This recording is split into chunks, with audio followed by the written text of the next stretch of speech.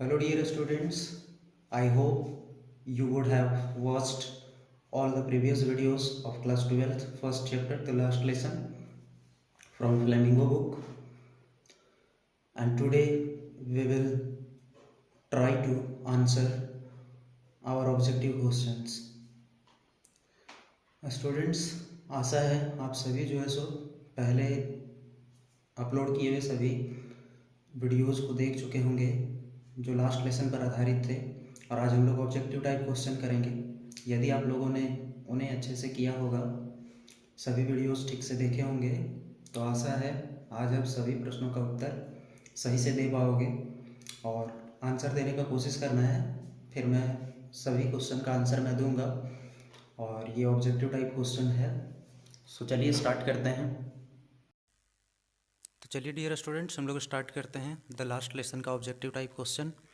लेकिन अगर आप लोगों ने पहले के सभी वीडियोस को नहीं देखा है लास्ट लेसन के, तो ये जो 12th क्लास का the last lesson flamingo book का चैप्टर है, उसको पहले आप जा कर के देख लीजिए।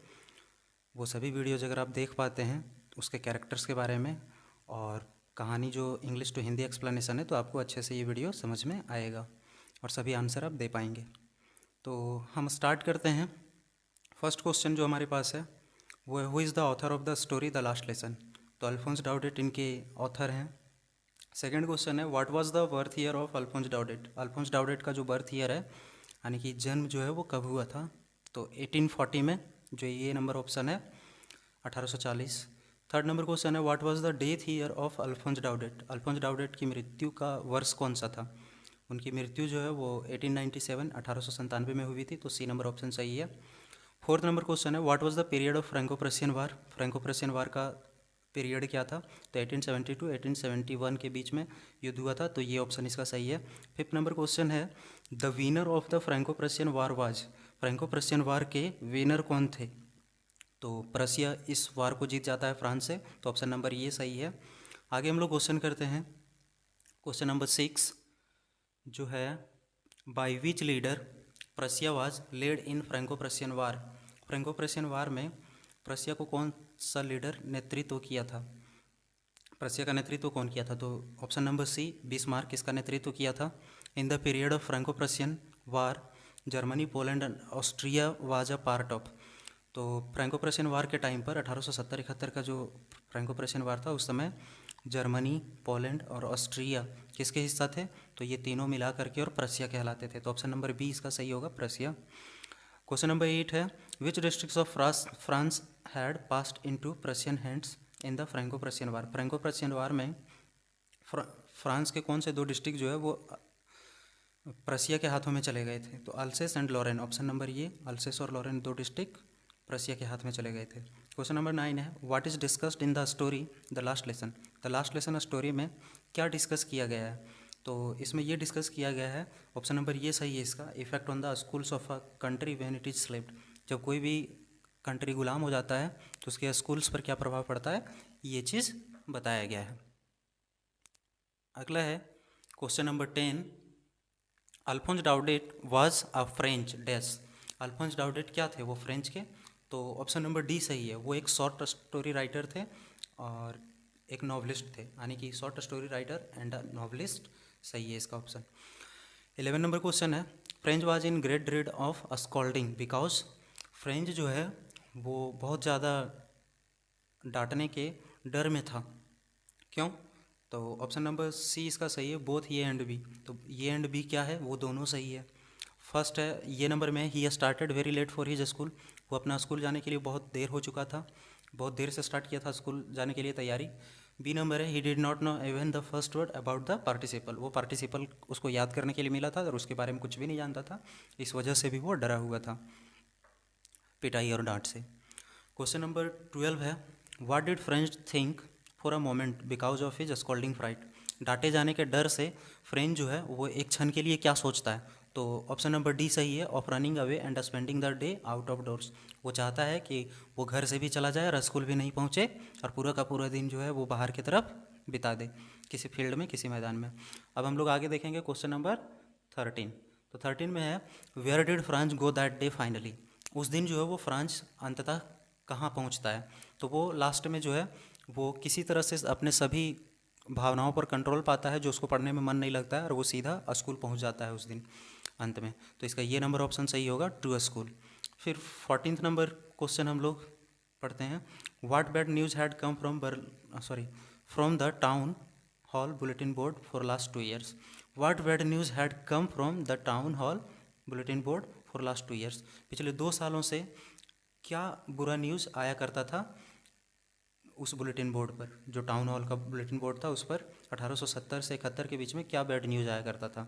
तो इसका डी नंबर ऑप्शन सही होगा, ऑल ऑफ दिस। तो वो तीनों क्या थे ये नंबर में? The news of lost battles आते थे, उस पर हारी गई लड़ाइयों के बारे में।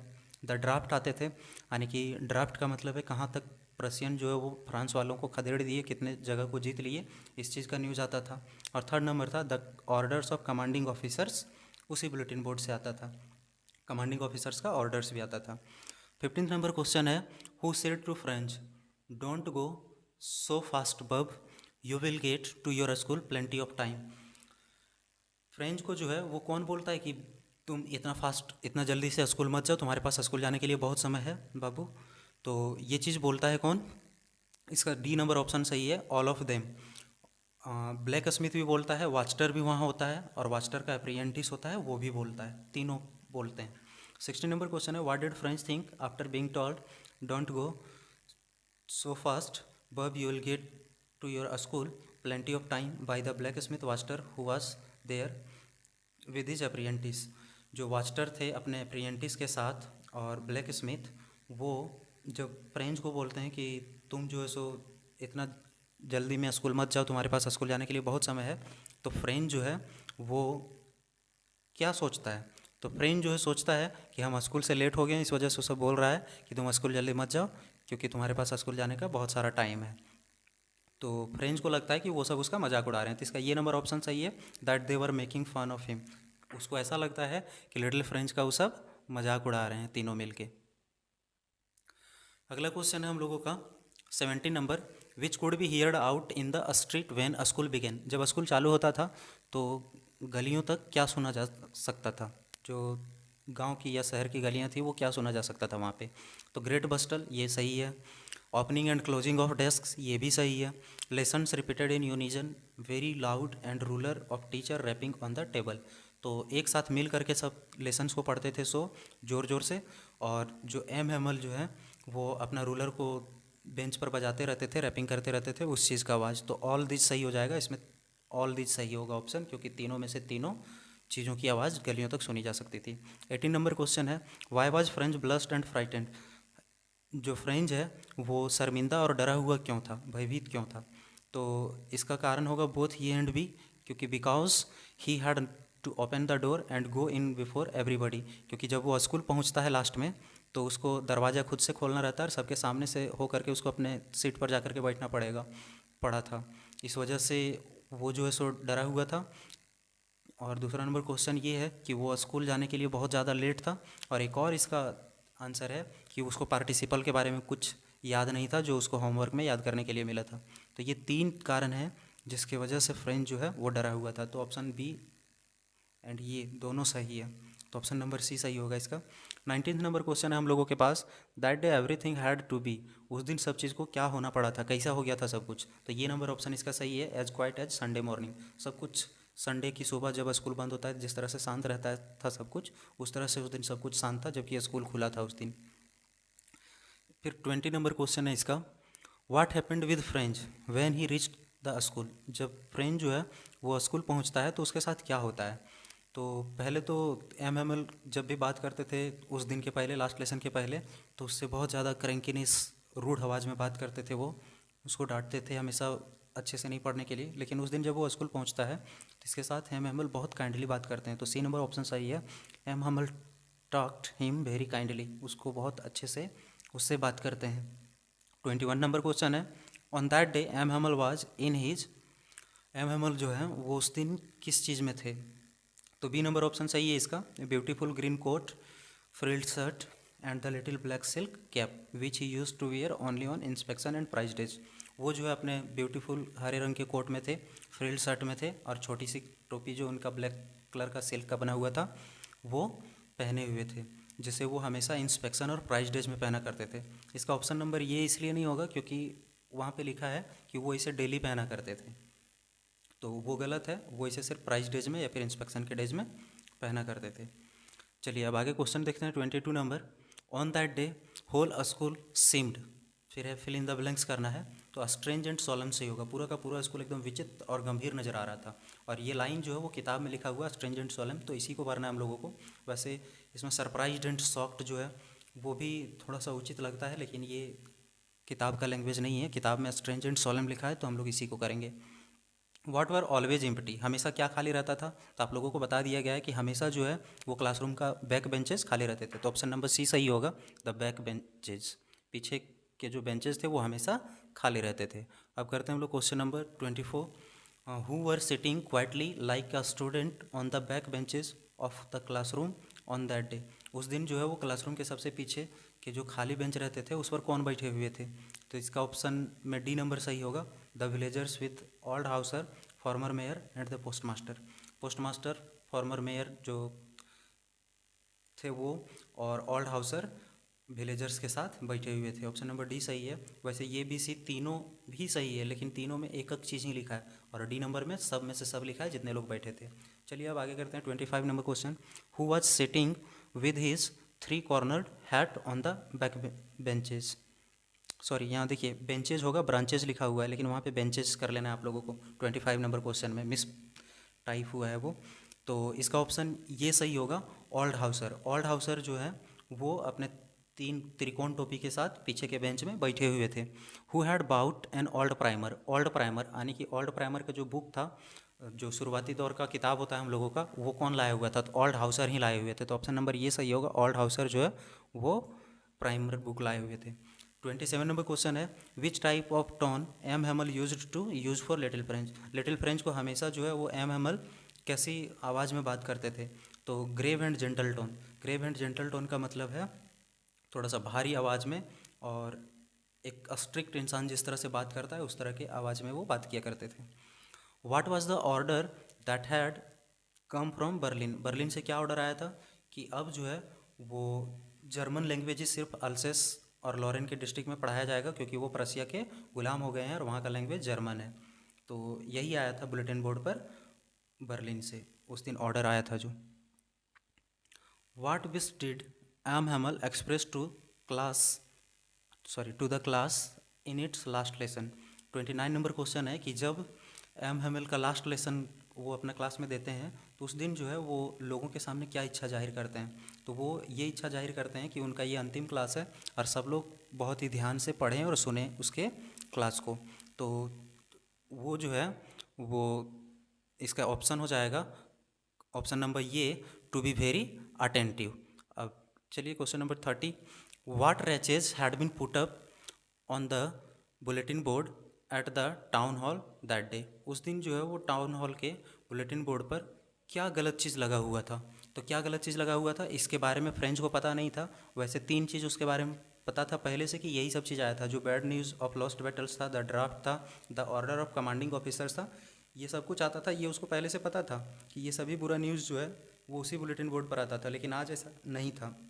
और ये चीज़ जा करके स्कूल जाने के बाद पता चलता है लिटिल फ्रेंच को। तो ये क्या था? तो the order that had come from Berlin that the new teacher comes tomorrow and only German language would be taught in the schools of Alsace and Lauren.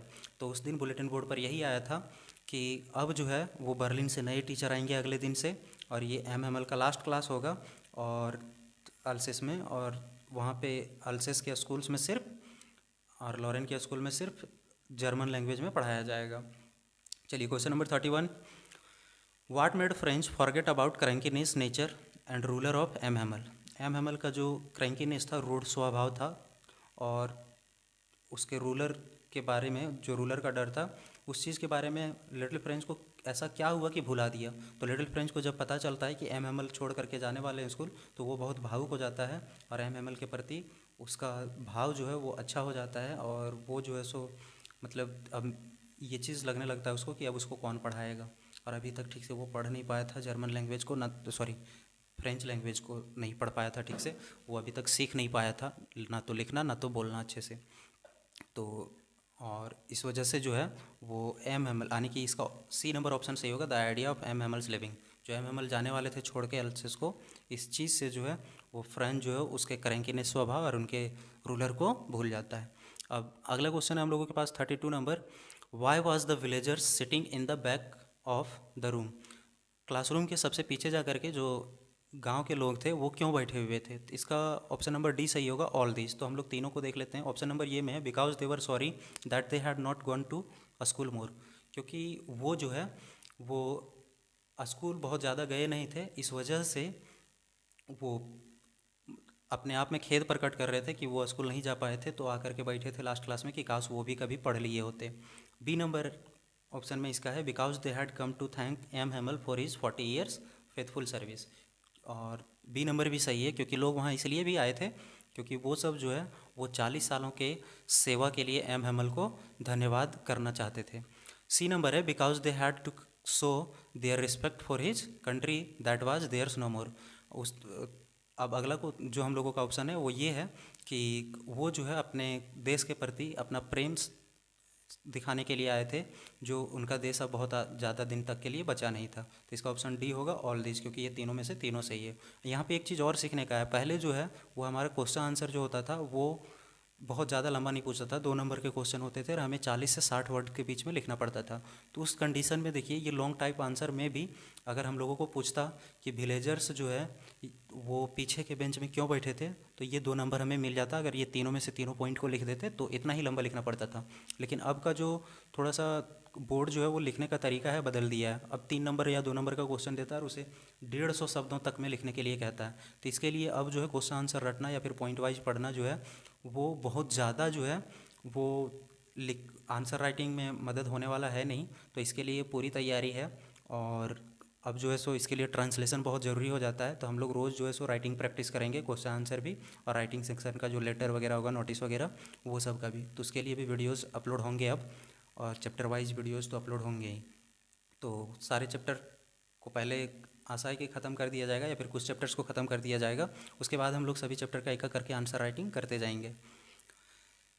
Next question हम लोग करते हैं 33 number, what did M Hamel do with little French after not giving the correct answer that day. उस दिन जब little French सही answer नहीं देता है लास्ट लेसन के दिन, तो एम हेमल उसके साथ क्या करता है। क्या वो क्रैंकीनेस के साथ जो उसका स्वभाव था रूड वॉइस में, यानी कि जो उनके लिए हमेशा जो ग्रेव टोन था उसको यूज़ किए, तो नहीं, ऐसा नहीं था। इसका ऑप्शन नंबर ये सही होगा, ही टॉक वेरी काइंडली। वो जो है वो बहुत दयालुता से बात करते हैं वो लास्ट लेसन के दिन फ्रेंच से। अब हम लोग आगे करते हैं क्वेश्चन नंबर 34। तो ये है, why had M Hamel blamed himself. M Hamel जो है वो खुद को क्यों ब्लेम करते हैं, तो खुद को इसलिए ब्लेम करते हैं क्योंकि वो एक ईमानदार टीचर थे, और उन्होंने भी जो है वो बच्चों को जिस दिन उनको मछली मारने करता था मन, उस दिन जो है सो हॉलीडे दे देते थे, छुट्टी दे देते थे, और कभी कभार बच्चों को जो है वो अपने गार्डन के फूलों में पानी देने के लिए भेज देते थे। तो इसका ऑप्शन नंबर सी सही होगा, जो बोथ ये एंड बी है। तो फर्स्ट नंबर है, because M Hamel often sent Franz, या फिर फ्रांच की जगह पर स्टूडेंट्स भी रख सकता है, to water his flowers instead of learning his lessons. अपने पाठ को पढ़ने की जगह पर उस सबको भेज देते थे हमेशा गार्डन्स में पानी देने के लिए। बी नंबर ऑप्शन है इसका, because M Hamel gave little French holiday whenever he went on fishing. तो यहाँ फ्रांच की जगह पर यहाँ भी स्टूडेंट्स हो सकता है कि जब भी उन्हें मन करता था मछली मारने का, उस दिन वो पूरे के पूरे स्कूल में छुट्टी दे देते थे। चलिए अब क्वेश्चन नंबर 35 करते हैं हम लोग, what did M Hamel say about French language. M Hamel जो वो फ्रेंच लैंग्वेज के बारे में क्या बोलते हैं, तो एम हेमल जो है वो देखिए डी नंबर ऑप्शन सही है इसका। ये में सिर्फ लिखा है कि ये सबसे ब्यूटीफुल लैंग्वेज है पूरे दुनिया में। बी नंबर में लिखा है कि ये सबसे लॉजिकल लैंग्वेज, यानी कि तार्किक लैंग्वेज है पूरे दुनिया में, बहुत अच्छा लैंग्वेज है ये। और सी नंबर है, it was the most clearest language in the world. ये जो है सो पूरे दुनिया का सबसे क्लियर लैंग्वेज है। तो ये एक करके दिया है, वैसे सही का तो तीनों का तीनों है, लेकिन यहाँ पे अगर हम लोग देखें तो हम लोगों का जो आंसर होगा वो ऑप्शन नंबर डी का होगा।